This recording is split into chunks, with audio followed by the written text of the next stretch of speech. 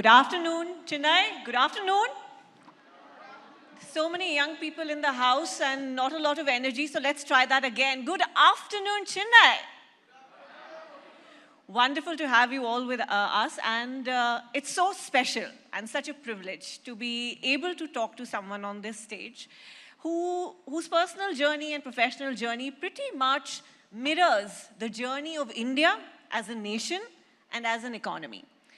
And he's such a multifaceted man. He was born in pre-partition India. He went to study philosophy and politics at Harvard at a time when very few Indians were able to do that. Of course, at a later stage in life, he went back to Harvard to study business at the Harvard Business School. He created the company called Procter & Gamble to the behemoth that it is in India today. And luckily for us, then he made a very, very successful transition as an author. And here we are talking to him about something that's close to his heart, which is freedom. What does freedom mean? We're going to explore that today in this session. His memoir has just come out, ladies and gentlemen. I've just read about 65 pages, and it's made me laugh so hard, but also made me cry. So it is a book that we all should be reading and learning from, and I urge all the youngsters in the house to pay attention to the wisdom that's going to come from Mr. Das during this session. A warm welcome again, sir. Thank you. I think the first question I have to ask is that your life has been so adventurous, sometimes difficult. How is it revisiting that life when you write a memoir? Well, here's the secret.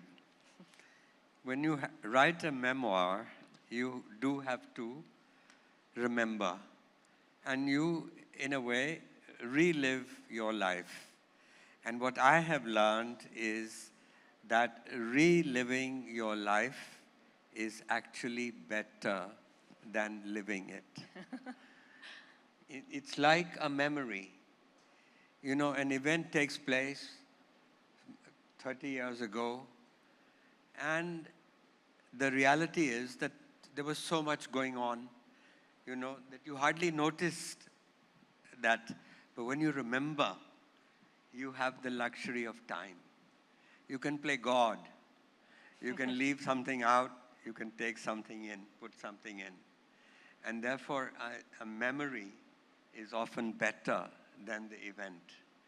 And so, that's what I say, all of you.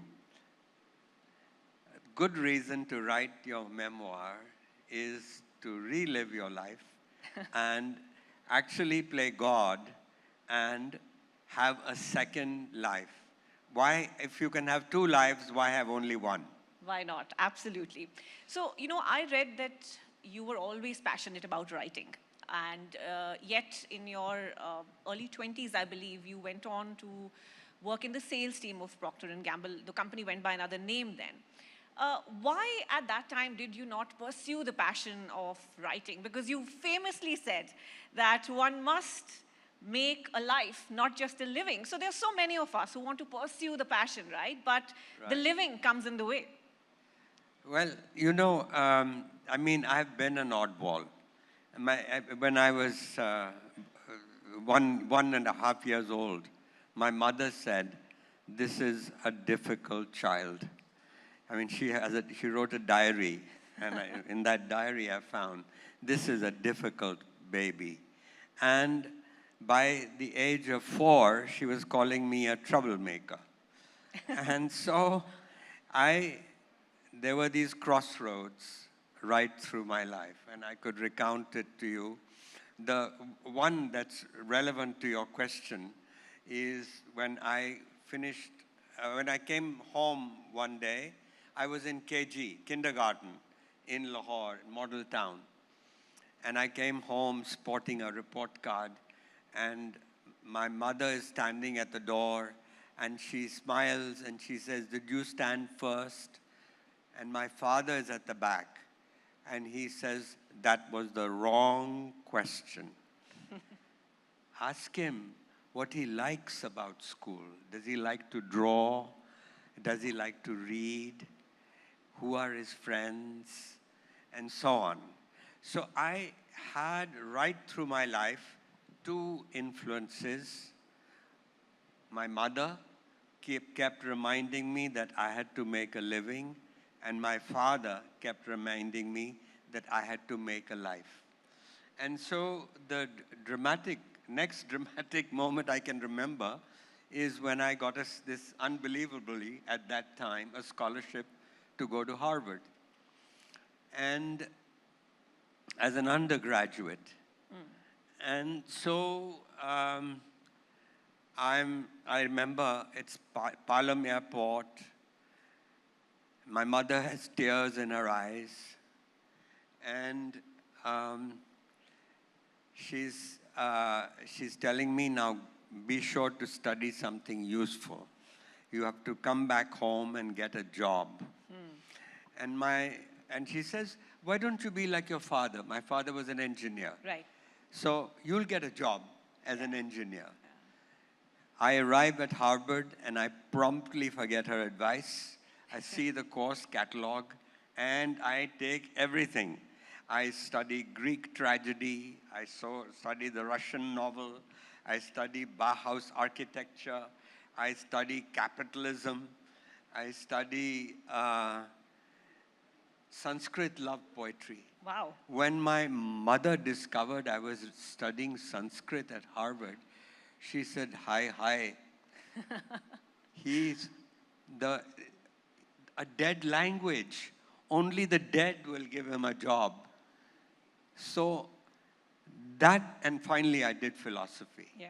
And she was, of course, very unhappy because she didn't think I don't you think could mothers get have changed much even now. They're like, fine, you're doing this, but how are you going to earn a living, right? Exactly. So how did you make that decision? Yeah, so I mean, after Harvard, I got a scholarship to go to Oxford to do a PhD. And I was at home in Chandigarh. And my mother was at least glad that she didn't have an unemployed son at home after philosophy.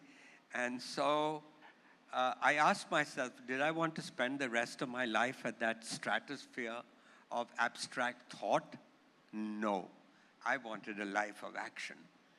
And so I wrote off to Oxford that I'm not coming. And my mother's worst nightmare came true. She had an unemployed son at home. And we had a neighbor, a nosy neighbor, who used to needle my mother every other day. Thoda munda ki kar raha hai? What is your son doing? And my mother would get embarrassed. She wouldn't know what to say. So to save her further embarrassment, I answered the first advertisement that I found in the news, in the Times of India. They wanted trainees. I didn't know what trainees meant for a company that made Vicks Vapor Rub. So those days you didn't have MBAs. I mean, it wasn't necessary to have an MBA. Right. And so I started working, and I worked for a couple of years, and then I missed the intellectual life. I missed the ivy-covered halls at Harvard, and I was walking the bazaars of India. So, you know, it was a bit strange. And that's when my father's advice, my father said, you have the weekend. Do something on the weekend. And so one Sunday morning, I was in some small town selling Vicks Vapor Rub, and I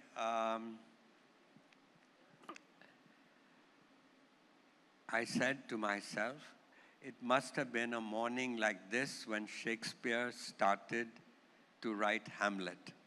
So I started to write my first play. Wow. And so the play was successful. It won a prize. Wonderful. Theatre group, Bombay, Alec Padamsee and all, they performed it. And then it was published by Oxford University Press. Then I got the confidence to write a second play about Mirabai, the saint.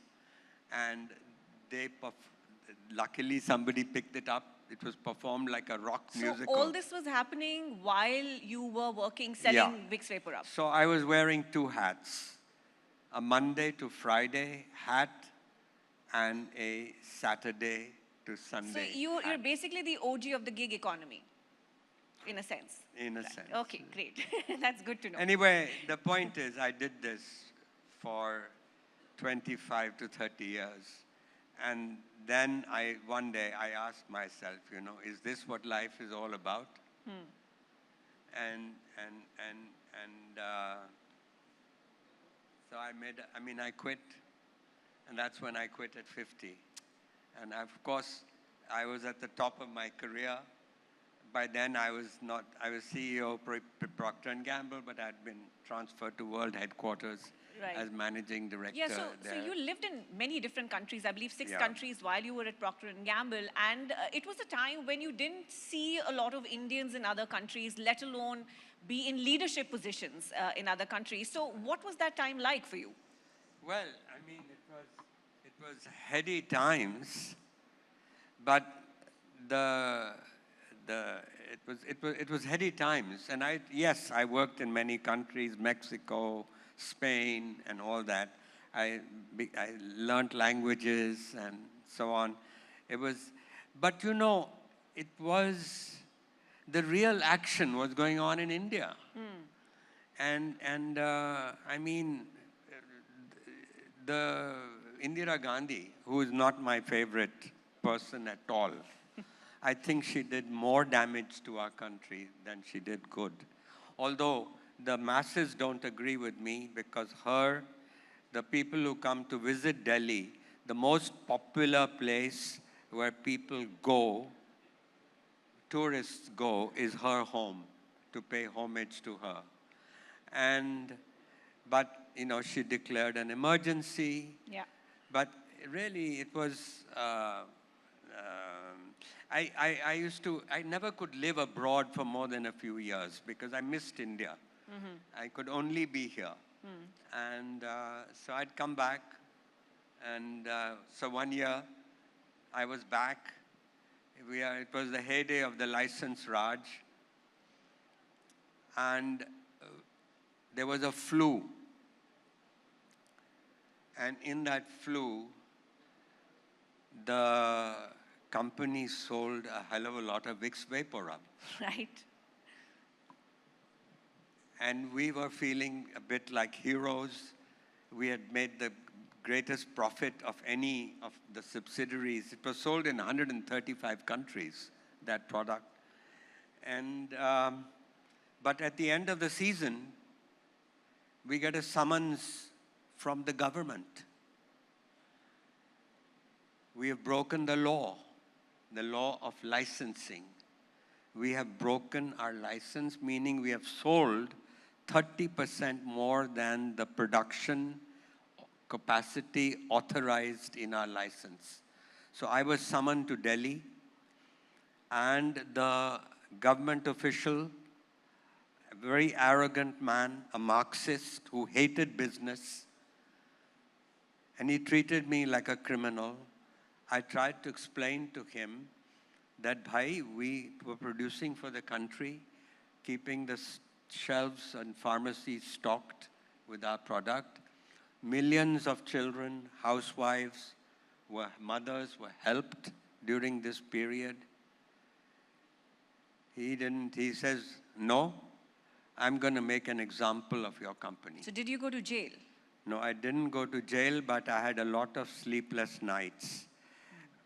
However, before I left his office, he said, then jao. He wanted us, like he would like me to have been arrested right there. And before I walked out of his office, I don't know what got into me, but I said to him, sir, imagine if the news comes out, and it will come out, not every day do you jail an executive of a multinational company. And we are American multinational. So the New York Times, Washington Post, all these papers will cover the fact that you've jailed an executive for producing for the country during and giving people something that helped them during an epidemic. How do you think our country is going to look in the eyes of the world? How do you think our Prime Minister is going to look? How do you think you are going to look sending me to jail? Anyway, the government's quietly dropped the inquiry. That's a very interesting story. That's a very interesting story. Well, yeah. those of you, you're young people, a lot of you here, you're lucky you did not live through the command economy, which was another word for Nehruvian socialism. I mean, Nehru did a lot of good for our country. Democracy, so many things kept our country united. But this was a heroic flaw, a tragic flaw. Right. And the country paid for it. 2 generations of Indians lost out in terms of opportunities. 2 generations. Yes, you and have... Indira Gandhi did it in the name of Garibi Hatao for the poor. But she did, if you see the numbers, very little help was given to the poor at the time. So you have, of course, extensively written and spoken about this, but I just want to go back to the fact that, you're the OG of the gig economy, and you're also the OG of Indian executives ruling the roost abroad. I mean, it's so commonplace now, but what is it that's so attractive about Indian executives that multinationals are behind them? Well, that's a very good question. That's a very good question.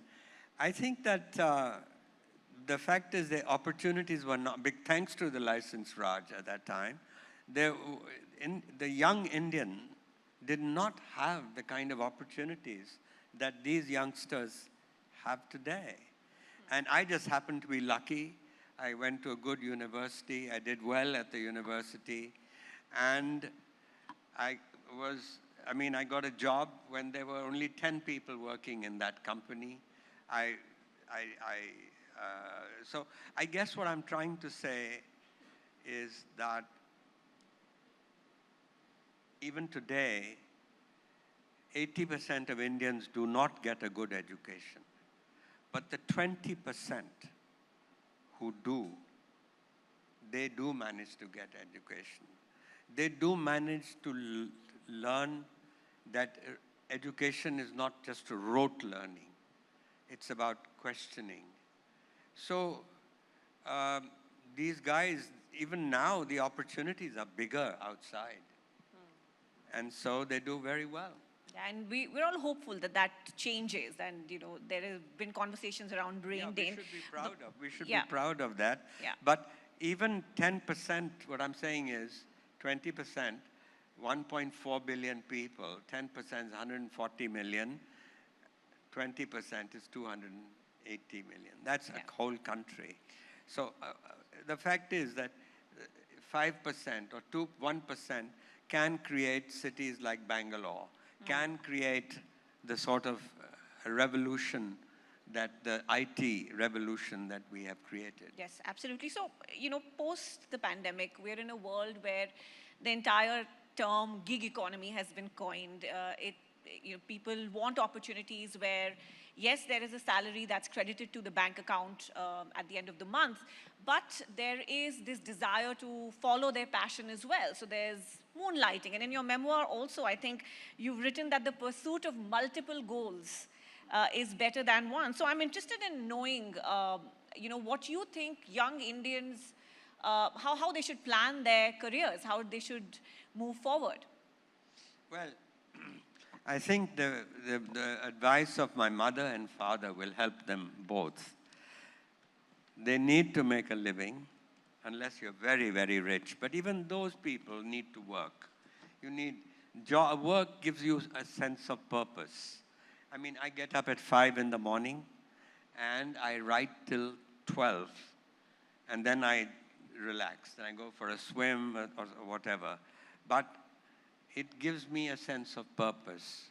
For the 25 years I've been a writer, I've never had to ask in the morning, and what shall I do today? It's always been there. I've been pulled like a magnet from my bedroom to my study. So we all need some kind of purpose. And that's why my father's advice about making a life comes in, that one should know that if you can make a living and love your work, and I know examples of people who do that too. If you can do that, that's terrific. Yeah. But 70% of people, there was a survey done in the UK a few years ago. You know what that survey showed? 70% of the people hated their work. They didn't like working. And that's tragic. I mean, when we spend so much time working, not to like it. But if you don't like it, then you have the insurance policy, which my father taught me, which is wear another hat on Saturday and Sunday. Your friends will play golf, but if you have some purpose, if you try out, in my case it turned out to be writing, but it can be anything, really. It can be anything. It can be working with building something with your hands or something like that. Anyway, the point is, the job, many of you are parents, some of you are teachers.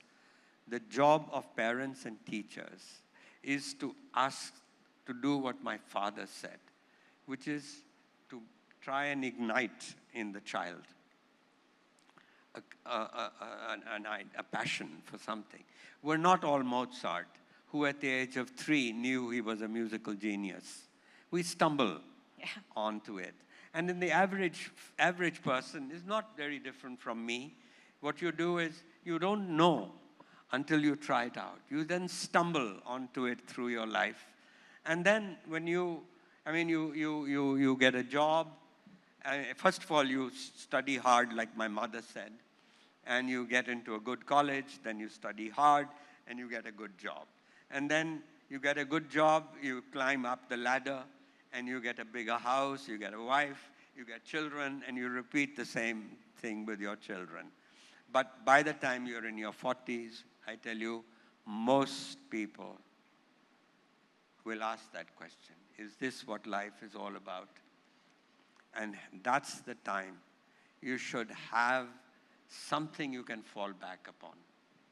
And that's what I would be my sort of advice to young people. That's great advice. That's to great live advice. an examined life. Yeah, that's great advice. Now, you're someone who's actually seen the Indian economy transform drastically, right? The days of the license Raj, liberalization. We were at one point dependent to feed ourselves. Now we try and feed the rest of the world with wheat and rice exports. And there was a time when, having a foreign brand or owning a foreign brand was such an aspiration for most Indians. And we now see those brands making a beeline to please the Indian customer. So what are some of the biggest positive changes that you have seen? And is there something that you feel that should have changed and has not? Well, the big change. We were economically shackled for the first 40 years, as I said, and it's easy. I don't blame Nehru. There's a conversation going on over there which is interrupting our flow. And they keep talking, and I have to look at you, but I end up looking at them, and they just keep going on and on. Right. Sorry. My point is that that period, I don't blame Nehru, because we were all socialists at the time. But by the time Indira Gandhi became Prime Minister, the world had seen the success, the rise of Japan. Korea, Taiwan had begun to show the way. Hong Kong, Singapore, these were Asian tigers. That is the time we should have changed. We could have saved 20 years. Anyway, it didn't happen. And So 1991 was Diwali. It was really every day, and every Friday I remember reading in the Economic Times, there was a new reform, because Thursday was a committee meeting of the Committee of Secretaries presided by Amarnath Verma. By the way, he's not remembered, but he really, as much as Narasimha Rao and Manmohan Singh, Amarnath Verma is the one who pushed through the reforms, because there was this Thursday committee. And Montague tells me that he was a terror. You couldn't be 1 minute late. You couldn't be absent. And you had to show up. And whether they were, the reform they were discussing was opening the aviation to the private sector. There used to be only one, Indian Airlines, before, Air India. And the point is that I hadn't realized that we had actually did not get our independence. I thought we got our independence in 1947, like all of us, but actually we got our independence in 1991, 40 years later. The fact is that real independence is not just political independence. In your work life, you have to be free, and we were not free. So everything begins with 1991. That's when we are born economically. And frankly, after that, so it's like BC and AD. So it's AD after 91. And in those, it's now 30 years since 90. And in these 30 years, we have lifted 400 million people out of poverty. Middle class has grown from 8% to 30%. And I could go on, and the economy has grown almost at 7%, 6.8 or something like that. Now for a democracy, that's amazing. But we still have not created an industrial revolution. That is why we have not created. I mean, we became the second fastest growing economy in the world, but we did not create the jobs that a 7% growth economy should have created. And we still have to do that. Yeah. Because otherwise, how do you take half the people today, 45% of our people are working on the farms, and you need much less. And how will you raise their aspirations for a better life? Yeah, we are the most populous country in the world now, so skill development definitely Absolutely. is something that so needs now, to be, I mean, whoever wins 2024, they have their job cut out. We have to do those 3 reforms which Modi tried to do: land reform, and labor codes, and the farm laws. We still have to do those. We have many others doing. Yeah. So it's not a given. Right now there's euphoria about that we are the fastest growing economy. Yeah. But my God, we have a job cut out we have to do. Absolutely, and you hinted about whoever wins next, and if I talk about political freedom, your book is titled Another Kind of Freedom. Do you think there is scope for us as Indians to be in the middle when it comes to political ideology? Because it seems that there is a lot of pressure to take sides and not to question either. You're either with us or you're against us. Yeah. So I want your opinion on, or rather advice for someone who's in the middle somewhere.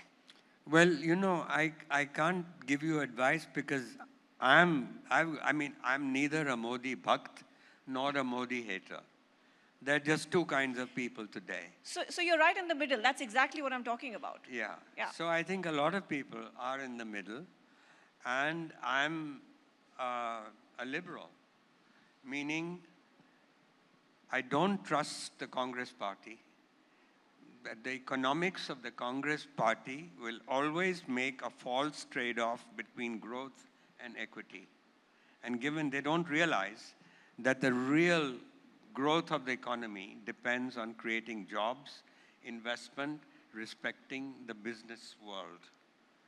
And they have contempt for the business world. And if they have a choice, they will give their approaches to give away.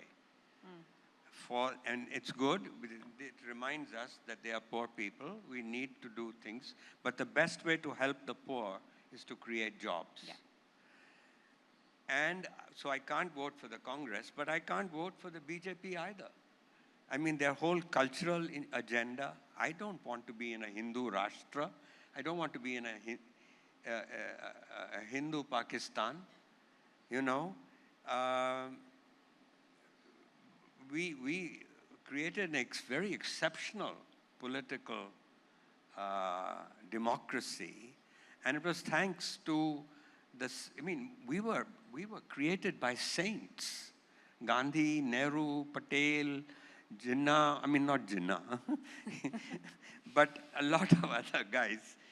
The fact is that these people created an extraordinary country and an extraordinary polity. I may criticize them for their economics, but the reality is that that's in danger.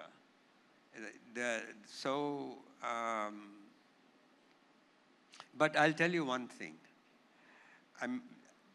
So in a sense, you're right. I mean, being a liberal today, you're on a lonely road because you have no one to vote for. However, I believe that there's a lot of, as long as we can keep our democracy and we have the choice every 5 years, I believe the shelf life of Hindutva is limited. And why it's limited? Because it goes against the temper of the country. The temper of the country. You go to the oldest text of the Hindu religion, and that's the Rig Veda. And the Rig Veda, the verse, the Nasadiya verse, chapter 10, they are asking the question, and how was the cosmos created? And they're discussing this. And one view is, well, you know, let's ask the gods. But the other side says, no, the gods came afterwards. How do they know? Then they say, well, let's ask the Brahmins. Oh, but the Brahmins are always fighting with each other. We'll get more and more confused. And finally, the conclusion of this verse is, maybe we don't know. Now, for one of the holiest Vedas to declare that is amazing, that we don't know. Now, that's a liberal sentiment. Well, you know, that's what's most wonderful about you, sir, that you're able to draw on the wisdom of ancient Indian text and then apply it to the modern conundrums that we face. We're running out of time, so 2 quick questions. You know, we're sitting in Chennai, and this is a summit that's about the Southern Rising, right? On many parameters, important parameters of education, of infant mortality, economy, the southern states are performing much better than the rest of the country. Why do you think that is? Well, I think I'm really very happy with that because the South has shown the way. And, you know, a lady from Tamil Nadu, I met her, she was wearing that 9-foot sari, barefoot, and she's complaining, you know, I have to learn Hindi. Why? Because to speak to my staff, they're all from Bihar and UP. And so this is the situation. All these years, those guys in the north looked down on the south. Now, they're complaining that they have to employ the servants from the north. Anyway, it's a nice feeling. And now look at this Apple is factory. They're in Tamil Nadu. Tamil Nadu must have some magic because so much. I think our audience agrees with that. Yeah? Tamil Nadu has some magic, yes. The investment is flowing here and very sensibly. There's high, you may have stupid politics, but the administration, the governance is very, very sound. And you're showing the way. Tamil Nadu's per capita income is double of Bihar. And there's nothing wrong with that, you know. We shouldn't get too obsessed because it's in the law of nature. It wasn't meant to make everybody equal. And excessive obsession with equality. I mean, look at the damage Marxism did. Not Marx himself, but Marxism, Leninism, Stalinism, all that. These were all illiberal regimes. And so we'll attribute it to the Tamil magic and the magic in the other southern states. Final question before we let you go, that, you know, as Indians, there's been a lot to celebrate, whether it's Chandrayaan or it's the G20. Do you think these events have helped change the perception of India to the rest of the world? You know, I don't worry about that very much. I don't. There are two kinds of nationalisms. There's my kind of nationalism is my memories of my childhood, my going in a tonga in Lailpur with my grandmother, and she's telling me stories from the Mahabharata and saying, these were our ancestors. You better listen to this. And so that's what my nationalism is. The nationalism, which I don't like, the bad nationalism is about power, is about superiority, is about what the world thinks of us. You don't need to proclaim that. It's quiet confidence is what good nationalism is about. And it's your performance. If we keep going at 7% for the next 25 years, if we create an industrial revolution, we may go up to 8. Yeah. That automatically will make you up. Look at what China did. That's what they did. So, you know, how India will get there and continue this momentum. We're already at 6.3% when compared to the rest of the world. That's an entire different session itself, but it's been such a pleasure speaking with you. Ladies and gentlemen, please go ahead, sir. Yeah, no, sorry, just one thing. Your mic, sir. Yeah, I wanted to, I wanted to read you the best line. Please. In my book.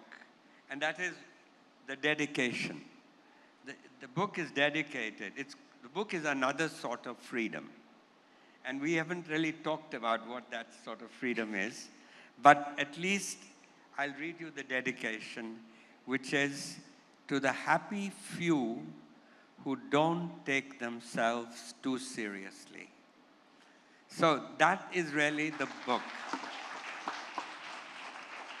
Meaning, take your work seriously, but not yourself seriously. And that's the freedom, that other sort of freedom. It's my definition of moksha. I've written Artha, Dharma, Kama, and this is the fourth one. Yeah. So this is the moksha. I don't think we could have ended on a better note than that. So thank you very much once again, ladies and gentlemen, Shri Gurcharan Das.